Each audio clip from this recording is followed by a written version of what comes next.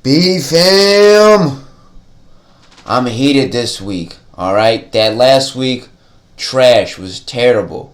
Okay, now we're getting into a pay-per-view UFC 284 down in Perth, Australia. Welcome to another edition of World's Fastest Breakdown. Before we get into it, remember to like the video, subscribe, and in doing so, join the B fam. Alright, comment down below who y'all think is going to win this weekend. But before we get into the breakdown, let's check out last week. Like I said, trash card equals trash events. It's trash. It's all in the past, okay? Right now, we are currently sitting at 7-1. So we are dead even everywhere. Clean slate, ready to go and rock this weekend. I got the timer ready here, y'all. Timer ready. UFC 284. World's Fastest Breakdown. Here we go. 3, 2, and 1. Let's go.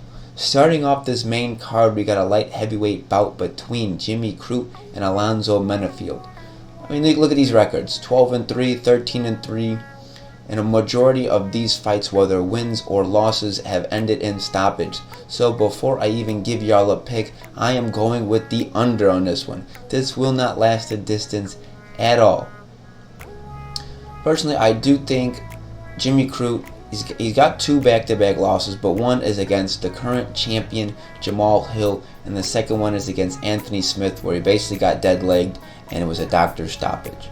Before then, he was on an impressive streak. And Alonzo Menifield is on a 2-fight win streak, 2-finish win streak. These guys are pretty similar striking differentials. I will say that the takedowns of Jimmy Crute, around almost 5 takedowns with a 75% accuracy, I think may do the difference here and be the X factor. Whether he lands these takedowns or not, I do think they will be able to wear on the big frame of Menifield, who does swing kind of wild with his hooks anyways, and I believe the straight punches and strikes of Jimmy Crute down the middle will get the job done in this one. I'm going with the Aussie Jimmy Crute. Next, don't stop it. It says not a replay. Take the under on the next one. We got a heavyweight bout. Justin Taffa, Parker Porter.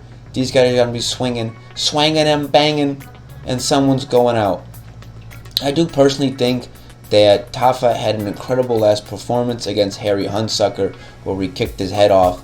I don't think he's going to kick off Porter's head, but I do believe he will get the finish. This one is not going past the first round. Justin Taffa, KO, baby.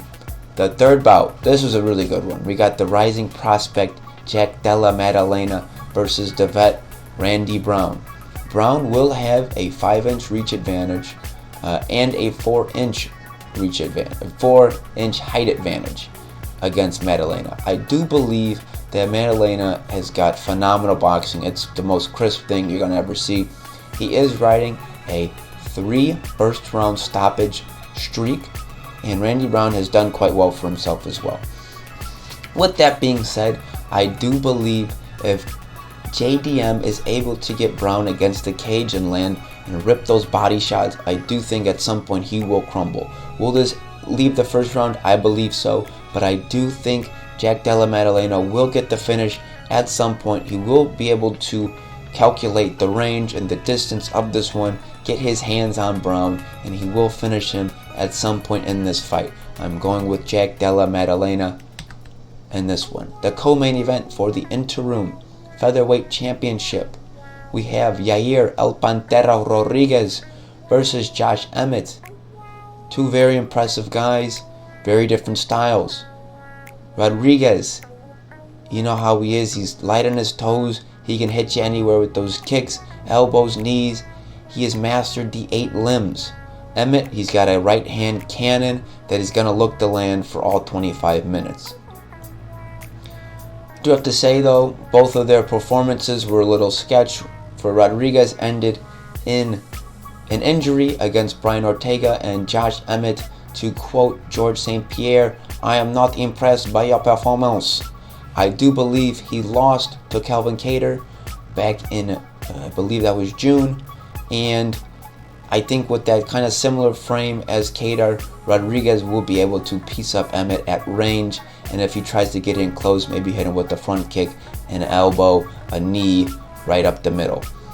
With that being said, Rodriguez has kind of shown to falter a bit in the later rounds, especially in 5-round fights, where Emmett can for sure go 25 minutes at the same pace and look, like I said before, to land that right hand. Regardless, I do think Rodriguez will be able to piece up Emmett. I think he will be a new interim featherweight champion. I think he has too many skills, too many weapons, and will be able to outpoint Emmett for a majority of this fight. And even if Emmett kind of gets close, we'll be able to get out of range and avoid that right hand. And in the main event, ladies and gentlemen, this is a phenomenal matchup. We have the #1 pound for pound king right now, Alexander the Great Volkanovski, the current featherweight champion of the world, versus the lightweight champion of the world, the #2 pound for pound guy, Islam Makhachev.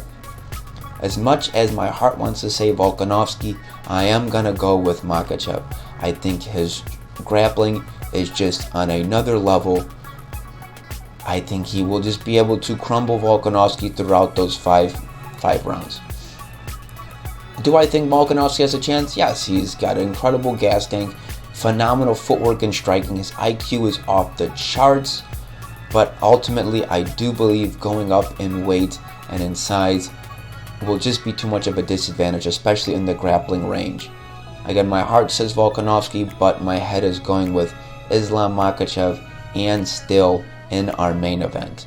Regardless, I think it's going to be a phenomenal matchup, phenomenal fight, and I think it's going to cap off a great pay-per-view. So to finish off, I got Jimmy Crute, Justin Tafa, Jack Della Maddalena, Yair Rodriguez, and Islam Makhachev. Please, again, like the video, subscribe to the channel, and join the B fam. And also comment below who y'all think is going to win the main event, co-main event, or any fight in this card. Would love to chat it up with y'all. I would love to just chat. I always love talking fights. So, this is my breakdown. We are at 6:24. A little long, but I think great breakdowns.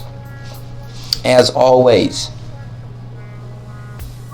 join the B fam, y'all. All love and peace.